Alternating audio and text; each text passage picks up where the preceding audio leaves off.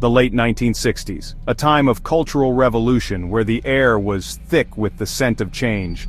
The streets were alive with the sounds of protest and the melodies of peace.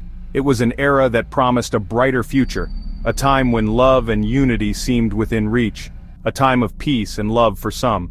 The counterculture movement was in full swing, with young people rejecting the norms of their parents' generation. They gathered in parks and public squares advocating for peace, love, and understanding. The world watched as a new generation sought to reshape society, but in Northern California, a shadow lurked. Amidst the flower power and the calls for peace, an ominous presence began to make itself known. It was a darkness that crept into the lives of unsuspecting victims, leaving a trail of fear and uncertainty in its wake, a shadow that would soon grip the nation in fear. This was no ordinary criminal. This was a predator who thrived on the terror he instilled in others. His actions were calculated, his motives shrouded in mystery. He was a phantom, a ghost that haunted the streets of Northern California. He was the Zodiac Killer, a name that would become synonymous with fear and dread. His reign of terror began in the late 1960s, and his identity remains one of the greatest mysteries in criminal history.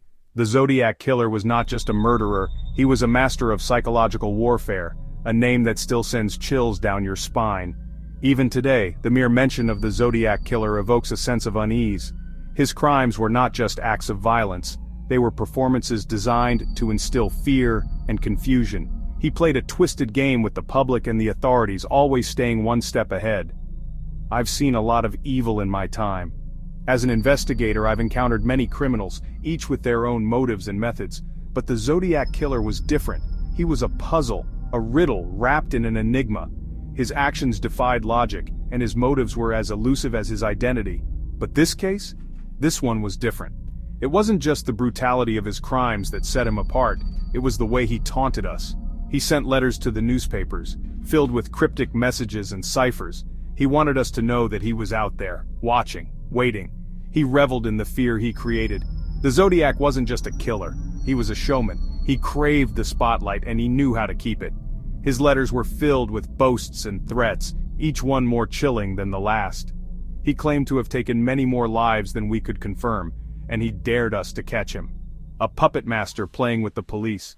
He manipulated us, leading us on a wild goose chase with his cryptic clues and taunting messages. He enjoyed watching us scramble, knowing that he was always one step ahead. It was a game to him, a deadly game with real lives at stake. And the public? We were all his audience. He craved attention. He wanted to be feared, and he succeeded. His crimes were brutal, cold-blooded, each one more brazen than the last. He thrived on the chaos he created, and he reveled in the fear that spread through the community. He wanted to be feared, and he succeeded. His crimes were brutal, cold-blooded, each one more brazen than the last. He thrived on the chaos he created, and he reveled in the fear that spread through the community. The Zodiac Killer was not just a murderer, he was a master of psychological warfare, each one more brazen than the last. His attacks were calculated, his victims chosen seemingly at random. He struck fear into the hearts of everyone, making us all feel vulnerable. No one knew where he would strike next, and that uncertainty was his greatest weapon. But it was the letters that truly set him apart. His correspondence with the media was unprecedented. He sent taunting letters to the newspapers, filled with ciphers and cryptic messages. He claimed to reveal his identity in those codes, daring us to solve them. It was a twisted game of cat and mouse. Taunting letters sent to newspapers. Each letter was a piece of the puzzle, a clue that could potentially lead to his capture. But the ciphers were complex, and decoding them was no easy task. He enjoyed watching us struggle, knowing that he held all the cards, filled with ciphers and cryptic messages. He claimed to reveal his identity in those codes, but despite our best efforts, we were never able to fully decipher them.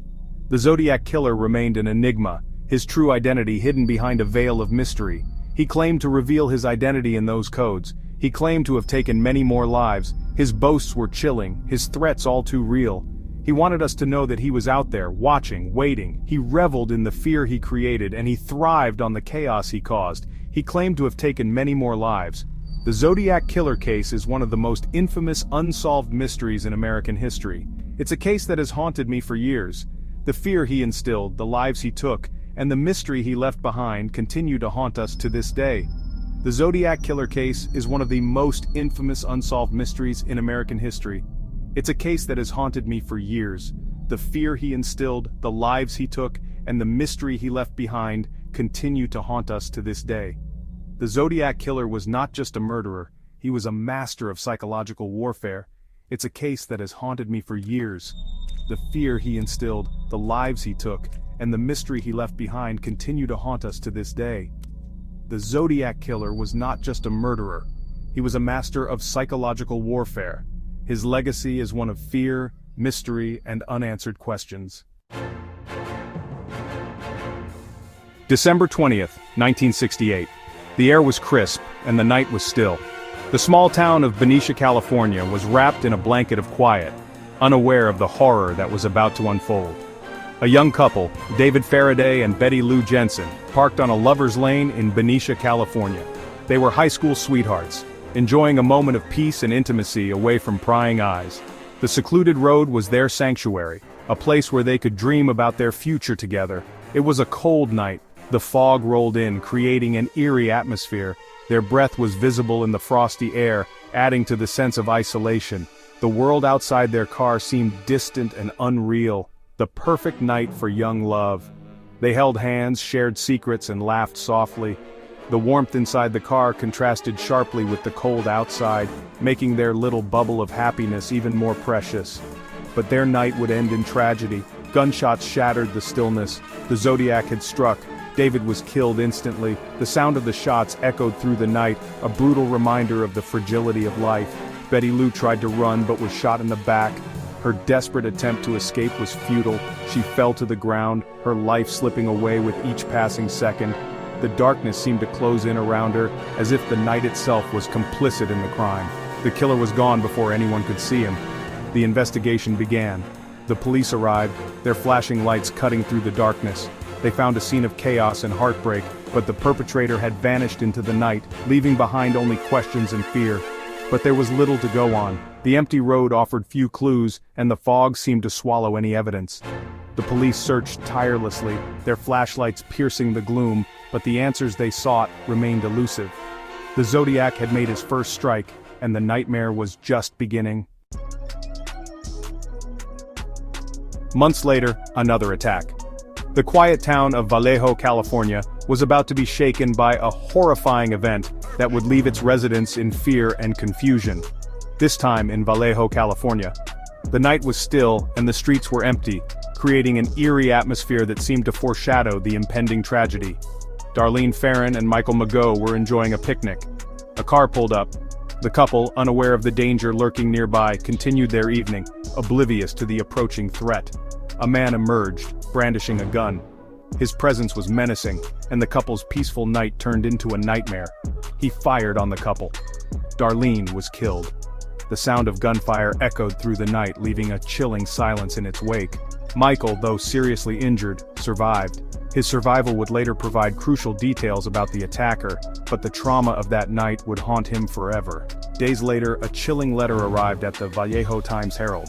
The letter, filled with cryptic messages and threats, sent waves of fear through the community. It was from the Zodiac, the infamous serial killer who had already claimed several lives and was now taunting the authorities with his cryptic communications. He claimed responsibility for the murders. The letter detailed the attack and included information only the killer would know, confirming its authenticity, and he offered a chilling warning. He would kill again. The threat was clear, and the fear it instilled was palpable. The letter included a coded message, a cipher. This was a puzzle that the Zodiac claimed held the key to his identity. The Zodiac claimed it held his identity. The challenge was set, and the race to decode the message began, adding another layer of mystery to the already terrifying saga. The Zodiac's reign of terror continued. Another couple, Brian Hartnell and Cecilia Shepard, were attacked at Lake Berryessa. He bound them and stabbed them repeatedly. He left a message on their car, a chilling reminder of his presence. Brian survived. Cecilia, tragically, did not. The police were baffled. The attacks were seemingly random. The only connection, the cryptic letters. The public was terrified. The Zodiac was everywhere. Or so it seemed. Section 5. A Trail Gone Cold. The Zodiac Killer vanished as quickly as he appeared, the letters stopped, the attacks ceased. The investigation, while extensive, yielded no arrests. The case went cold, but the fear remained. The Zodiac had left an indelible mark on the American psyche. He became a ghost story, a boogeyman whispered about in hushed tones. Section 6. The Puzzle of the Ciphers. The Zodiac ciphers have fascinated and frustrated cryptographers for decades. One of the ciphers, known as the 408 cipher, was solved. It revealed a rambling message but no concrete clues to the killer's identity. The rest remain unsolved. Do they hold the key to unmasking the Zodiac, or are they simply the ramblings of a madman? We may never know. Section 7. The Legacy of Fear. The Zodiac Killer case is more than just an unsolved mystery. It's a chilling reminder of the darkness that can lurk beneath the surface. It's a reminder that some cases, no matter how hard we try, may never be solved. Section 8. The Zodiac in Popular Culture. The Zodiac case has captivated the public imagination for decades. It has been the subject of countless books, documentaries, and films, each trying to understand the killer and his motives. The mystery endures, and the questions remain. Who was the Zodiac, and why did he kill? Section 9. The hunt continues. Even today, over 50 years later, the Zodiac Killer case remains open. Law enforcement agencies across California continue to receive tips. DNA technology offers new hope. Will we ever unmask the man behind the cipher? Only time will tell. But one thing is for sure, the shadow of the Zodiac Killer still looms large, a chilling reminder that some monsters may never be caught.